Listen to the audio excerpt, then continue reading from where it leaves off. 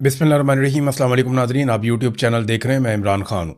सबसे पहले तो कश्मीर की हमने बात करनी है, लेकिन इमरान ख़ान साहब के हवाले से एक ख़बर चलाई गई मीडिया पे, और ख़बर ये थी कि इमरान ख़ान साहब को अस्पताल में मुंतकिल किया गया। फिर फ़ौरी तौर पे पाकिस्तान तहरीक इंसाफ के कुछ लोग वहाँ पे गए, क्योंकि अब काफ़ी टाइम हो गया है, बड़ा लंबा अरसा हो गया इमरान ख़ान साहब से किसी की मुलाकात नहीं हुई, और कुछ पता नहीं है कि उनकी सेहत कैसी है, कुछ पता नहीं है कि उनकी आँख की हालत कैसी है। उन्हें कैद तन्हाई का एक टॉर्चर दिया जा रहा है। देखें, अगर इमरान खान साहब के ऊपर जितने मुकदमात हैं, फ़र्ज़ कर लें एक लम्हे के लिए कि वो दुरुस्त हैं, लेकिन इसके बावजूद क्या आप एक कैदी के तमाम हकूक़ छीन सकते हैं?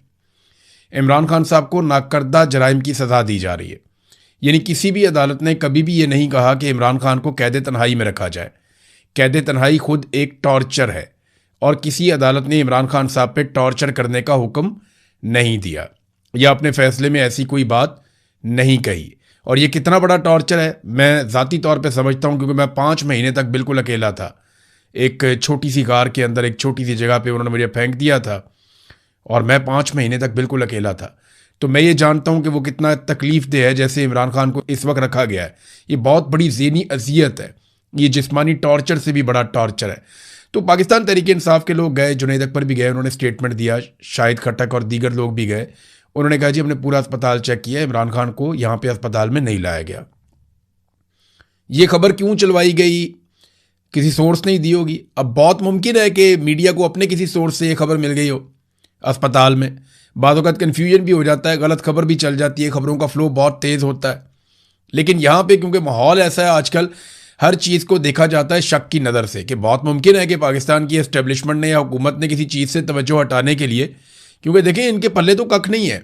जो कश्मीर में इन्होंने कर छोड़ा है, जिस तरीके से लोगों को इन्होंने दीवार के साथ लगा दिया, अब कश्मीरी डट कर खड़े हो गए हैं।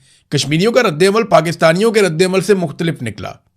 यानी अगर लाहौर के लोग एक दिन भी इस तरह निकलते, लाहौर की जो आबादी है वो टोटल कश्मीर की आबादी से डबल से ज़्यादा है। कश्मीरी तो 4-4.5 मिलियन है, और लाहौर में 1 करोड़ से ज़ायद की आबादी है। सिर्फ लाहौर के लोग ही कश्मीरियों जैसा रद्देअमल देते तो आज सूरत हाल कुछ और होती। 1 लाख के करीब घरों में चादर और चारदीवारी का तकद्दुस पामाल किया गया, लेकिन किसी ने बॉदर ही नहीं किया।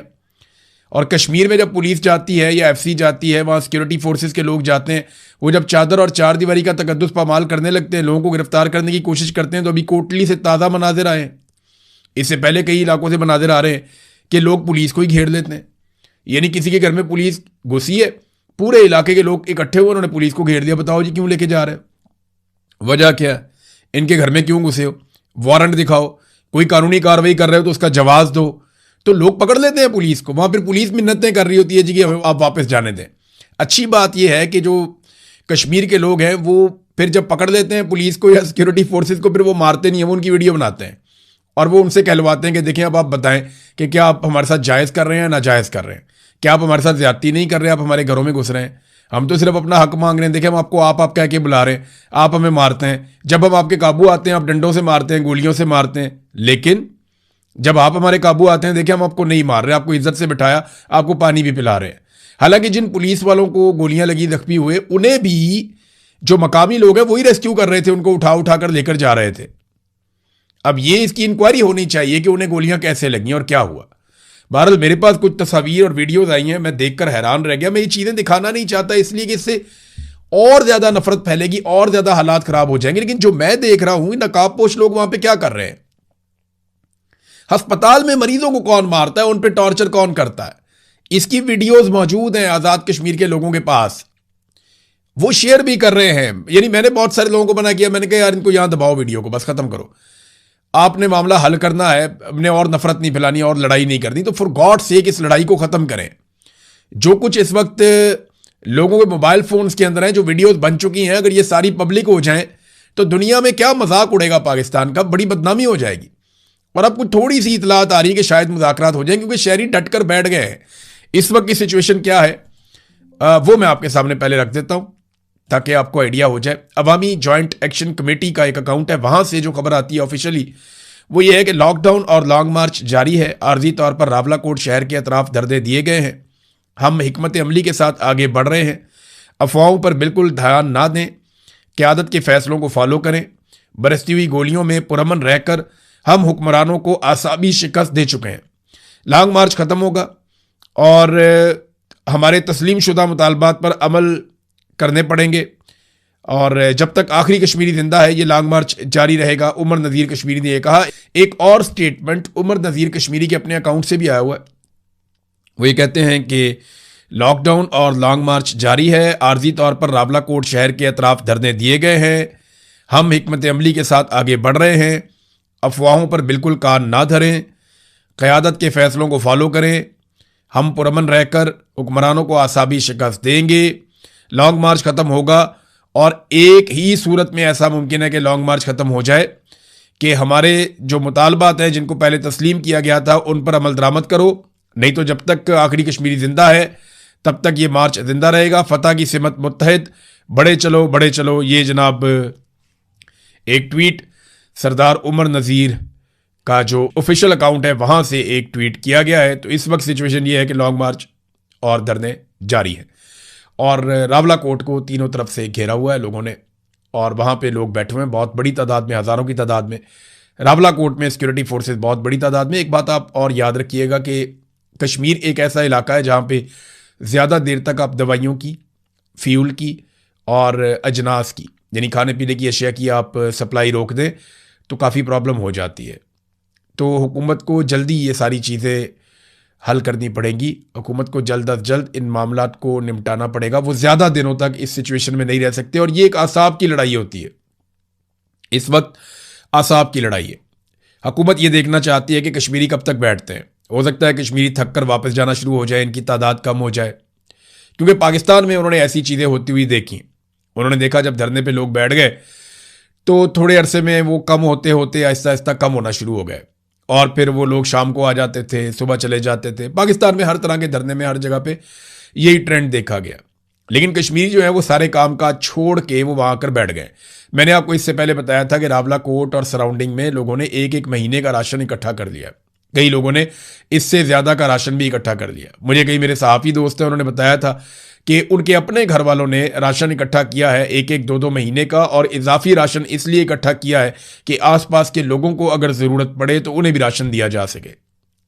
तो कश्मीरियों ने पूरी तैयारी की और वह तैयारी के साथ अपने मुतालबात के हक में निकले हुए हैं। मुराद सईद ने नादरीन यहाँ पे एक ट्वीट किया है इस सारी सिचुएशन को लेकर। देखें, जो कॉलम लिखा ना सोहेल बड़ाइच ने, उसने एक नई बहस को छेड़ दिया कि जनाब शायद ये हुकूमत जाने वाली है। तो मैं आपको क्लियरली पिछले वीलॉग में कह चुका हूं कि आसिम मुनीर साहब की जो एक इंश्योरेंस है ना, वो शहबाज शरीफ, नवाज शरीफ और जरदारी है। ये शरीफों का खानदान और जरदारियों का खानदान, इनकी नौकरी आसिम मुनीर साहब ने करनी है। इसके अलावा उनके पास रास्ता कोई नहीं है।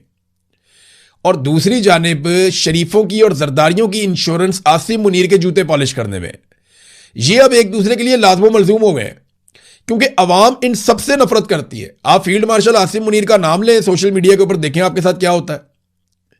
सोशल मीडिया छोड़ें, आप पाकिस्तान के अंदर किसी भी बंदे से पूछें तो लोगों को आपको पता चल जाएगा। या पाकिस्तान के बाहर तो मैं मिलता हूं लोगों को, ये सारे पाकिस्तानी हैं जो मुझे मिलते हैं, कोई नाम भी नहीं सुनना चाहता। इसी तरह PMLN और पीपल्स पार्टी भी बहुत नफरत समेट चुके हैं।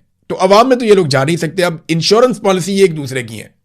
आसिम मुनीर के पास फौज की ताकत है, बंदूक है, और ये पॉलिटिकल लोग हैं, इन्होंने मिलकर सिस्टम को कैप्चर किया हुआ है और ये सारे मिलके इमरान खान को दीवार के साथ लगा रहे हैं। किसी को कोई लगता है कि ये हुकूमत चली जाएगी, कोई नया इलेक्शन आ जाएगा, कोई फेयर एंड फ्री इलेक्शन हो, तो नहीं होगा। जब तक आप उंगली टेढ़ी नहीं करेंगे घी नहीं निकलेगा।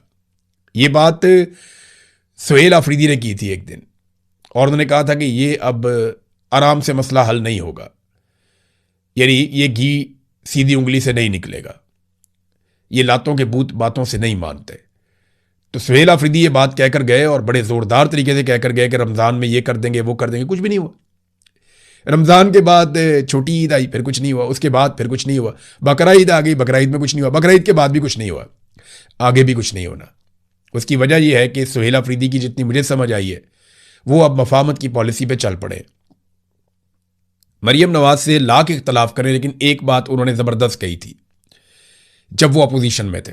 उन्होंने कहा था कि मुज़ामत होगी तो मफाहमत होगी। PMLN ने थोड़ी बहुत जितनी वो मुज़ामत कर सकते थे उन्होंने की और फिर मफाहमत भी शानदार तरीके से हुई। लेकिन वो जो मुज़ामत उन्होंने की ना, वो मिली भगत करके की थी।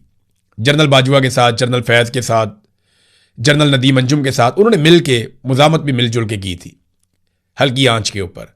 लेकिन यहां तो मुजामत करने वालों को जो किया जाता है, निशाने इबरत बनाया जाता है, वो गोलियां ही मार देते हैं सीधी। हम सब जानते हैं। मुराद सईद ने ट्वीट करके लगभग वैसी बात की है। मुराद सईद ने कहा, जनाब के गिलगित बल्तिस्तान के इंतखाबात और गुज़िश्ता दिनों कोटली और इससे कबल रावला कोट में दोहराए गए 26 नवंबर और मुरीदके की तारीख से इन अनासर की खुशफहमी का तो तदारुक हो गया होगा जो समझते थे कि खुदाई के दावेदारों के स्याह दिलों में रहम की कोई रमक बाकी होगी। यानी कोई रहम नहीं है इनके दिल में, सवाल ही पैदा नहीं होता। ये अपनी हुकूमत गिराएंगे, सवाल ही पैदा नहीं होता। ये तो 20-20 साल के प्लान बनाकर आए हैं।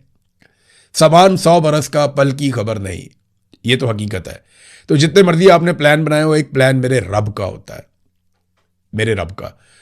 हुकूमत किसी की भी नहीं रहती, वो सिर्फ रब की बाकी रहती है। और जो लोग जालिम होते हैं ना, वो तारीख में निशाने इबरत बनते हैं, और ये लोग बनेंगे। इनको जवाब देना पड़ेगा इस जहान में भी, अगले जहान में भी। और फिर मुराद सईद ने दोबारा से मुजामत करने पे जोर दिया। उन्होंने कहा, जनाब आप इनसे उम्मीद ना लगाएं बिल्कुल भी। और पाकिस्तान के अंदर जो है हुक्मरानों ने जो कुछ किया उससे एक अदम इस्तेहकाम पैदा हुआ है।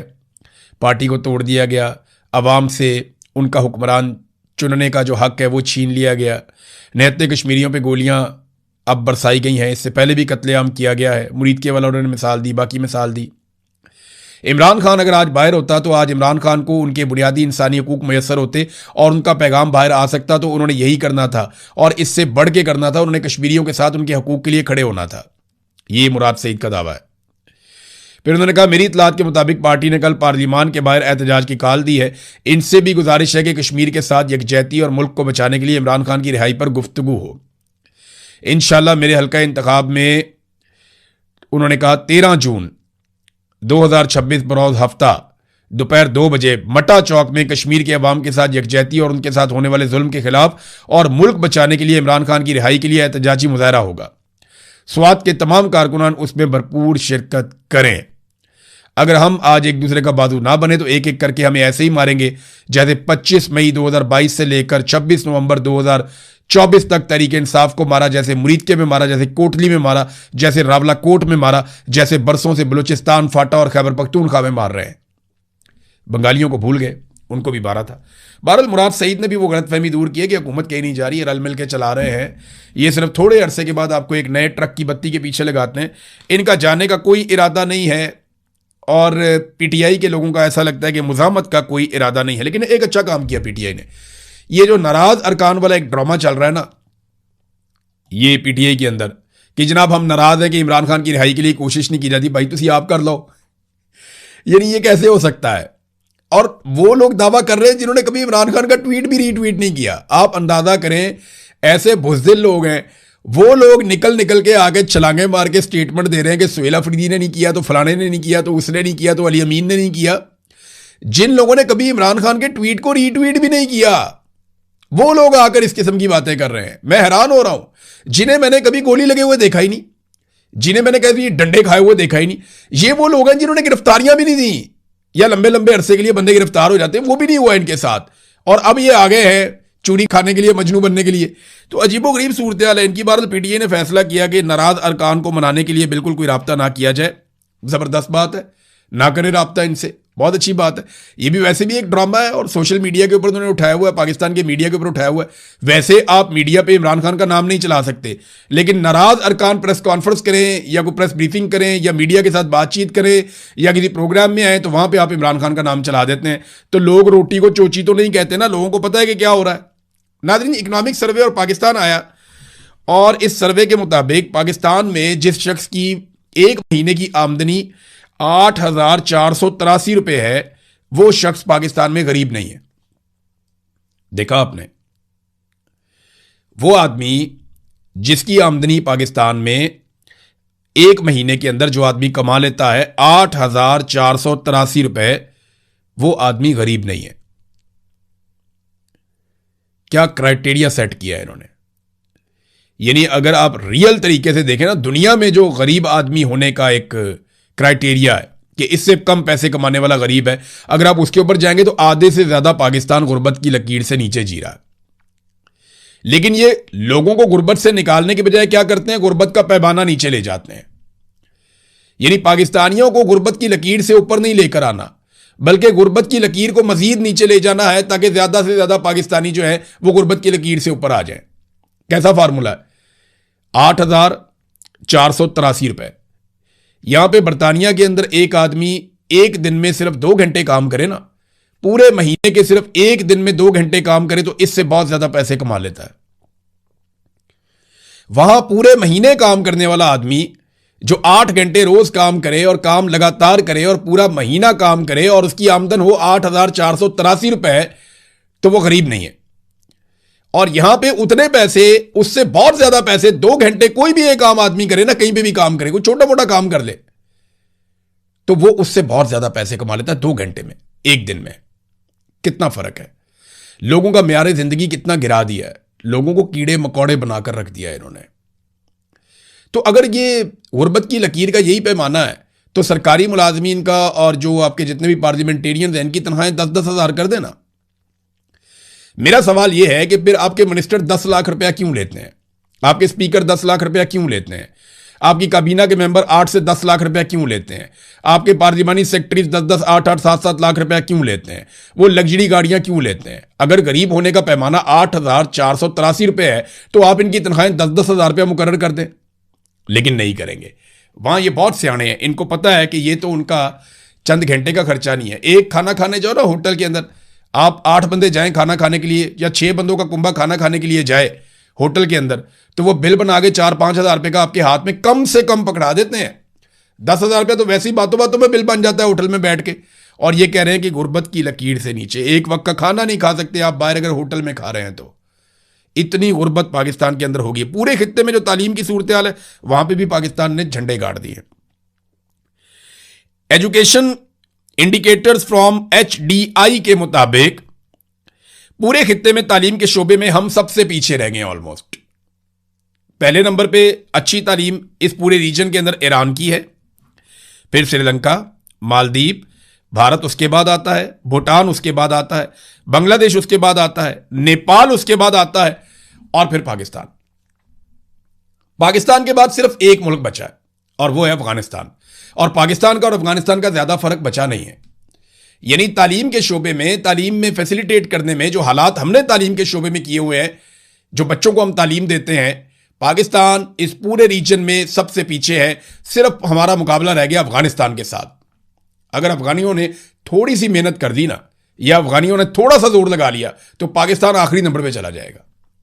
ये हमारे हालात। हम एक एटमी पावर हैं इस मुल्क में, हमने एटम बम बनाया है, इतने बड़े बड़े नाम, इतने बड़े बड़े लोग, इतने बड़े बड़े ब्रांड पैदा किए हैं, और हमारी तालीम की हालत आपके सामने, तो मुल्क आगे कैसे जाएगा? हमारी प्रायोरिटी ही नहीं है, इन चीज़ों पे हमारी तवज्जो ही नहीं है। नाज़रीन, एक खबर आई है बल्दिया फैक्ट्री के हवाले से। सानिया बल्दिया टाउन के हवाले से अदालत ने ऑर्डर दिया और 2 MQM के जो साबिक कारकुनान हैं, 2 MQM के लोग हैं, उनको उन्होंने बरी कर दिया, बेनिफिट ऑफ डाउट उनको देते हुए।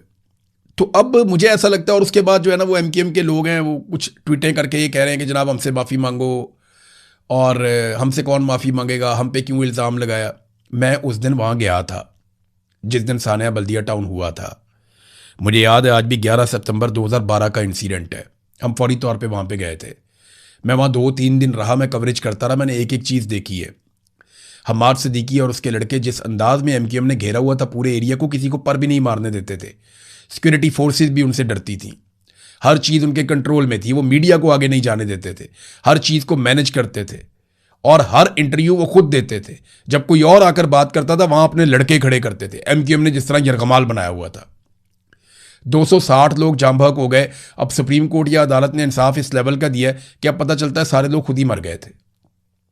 बल्दिया टाउन का इतना बड़ा सानिया हुआ, कुंडियां लगा दी, दरवाजे बंद कर दिए, हर तरफ से लोगों को अंदर घेर के आग लगा के मार दिया गया, और अब खबर ये आती है कि वो खुद ही मर गए थे। यानी कोई अदालती इंसाफ मैसर नहीं है। तो पाकिस्तान जैसे मुल्क में इतने बड़े साने के बाद जब इंसाफ नहीं होगा तो कौन अपने आप को महफूज महसूस करेगा? कौन इस मुल्क में सरमायाकारी लेकर आएगा? यहाँ पे तो 260 आदमी मर जाते हैं, इंसाफ नहीं होता, कोई कमीशन नहीं, कोई रिपोर्ट नहीं, कुछ पता नहीं चलता कि किसने क्या किया और कौन इसके लिए रिस्पॉन्सिबल था। लोग बरी होते चले जा रहे हैं और ताने दे रहे हैं MQM के लोग। मैं MQM को जरा थोड़ा आईना दिखा दूं। एक तो आपके साथ बहुत ज्यादती हुई है, मैं ये मानता हूं महाजरों के साथ बहुत जुल्म हुआ, उनको दीवार के साथ लगाया गया, उनकी चादर और चार दीवारी का तकद्दुस पामाल किया गया और उनके लिए कोई रास्ता नहीं छोड़ा गया। बाज़ औक़ात उन्हें जानवरों की तरह मारा भी गया। इसकी कोई गुंजाइश नहीं थी जो मावरा अदालत कत्ल हुए। इन तमाम लोगों को अगर किसी ने जुर्म किया था तो अदालत में पेश करना चाहिए था। इन तमाम लोगों को कानून के मुताबिक सजा होनी चाहिए थी। लेकिन MQM भी एक दौर के अंदर पूरे फिरौनियत पे उतरी हुई थी। जिस तरह सेक्टर ऑफिस से फोन आ जाता था, हर तरफ थरथली मच जाती थी। इनकी राब्ता कमेटी का मीडिया के दफ्तर में फोन आ जाता था, वहां पे सांप सूंघ जाता था। फिरौन के लहजे में बात करते थे ये लोग, मुझे अच्छी तरह याद है। मैं देखता था इनका फोन आता था, पूरे न्यूज रूम में एक आवाज लगती थी, MQM का फोन, सन्नाटा हो जाता था बिल्कुल। लोग इतना इनसे डरते थे। हर चीज पे उन्होंने कंट्रोल किया था। भत्ता ही MQM वाले वसूल करते थे, अमन कमेटी वाले भी करते थे, पीपल्स अमन कमेटी वो भी करते थे, ये भी करते थे। इनकी आपस की लड़ाई में कितने जवान मारे गए, कितना कराची का नुकसान हो गया, कितनी लूट मार हुई कराची के अंदर। तो MQM बरी ज़िम्मा नहीं हो सकती। फिर इन्होंने डिक्टेटर के साथ मिलकर जिस लेवल का जुल्म किया वो भी हम अच्छी तरह जानते हैं। जो कराची के साथ इन्होंने किया एक डिक्टेटर के साथ मिलकर वो भी हम जानते हैं, और जो पीपल्स अमन कमेटी ने बाद में किया वो भी हम जानते हैं। तो ये कोई भी सक्का सवित्रा बनने की कोशिश ना करे। हाँ, यहां पे वो कह रहे हैं जनाब माफी मांगी जाए, तो भाई माफी तुम मांग लो ना पहले, जो कुछ पाकिस्तान के साथ किया, जो कुछ लोगों के साथ किया। तो यहां आवे का आवा बिगड़ा हुआ है। तो ये अफसोस मुझे इस बात का है कि इतने साल गुजर गए, आज 15 साल हो गए और इंसाफ नहीं हुआ। सानिया बल्दिया टाउन का, फैक्ट्री का 260 लोग शहीद हुए थे। किसी अमीर आदमी का बच्चा मर जाता तो मैं देखता इंसाफ हो जाता। बिलावल की बहन के ड्रोन लग जाता है यहां पे, आसफा जरदारी के, रोला पड़ जाता, ब्रेकिंग न्यूज, ये वो फलाना ढमकाना, बंदे उठा लो, मीडिया उठा लो, इसको उठा लो। तबैयां फेर दी थी इन्होंने। इनको जुकाम हो जाए तो पूरी दुनिया ये हिला देते हैं। और यहां पे 260 गरीब लोग जो घर से रोटी कमाने गए हुए थे, कोई जवाब देगा इसका? अब तक के लिए इतने, अपना ख्याल रखिएगा, अपने इस चैनल का भी। अल्लाह हाफिज़।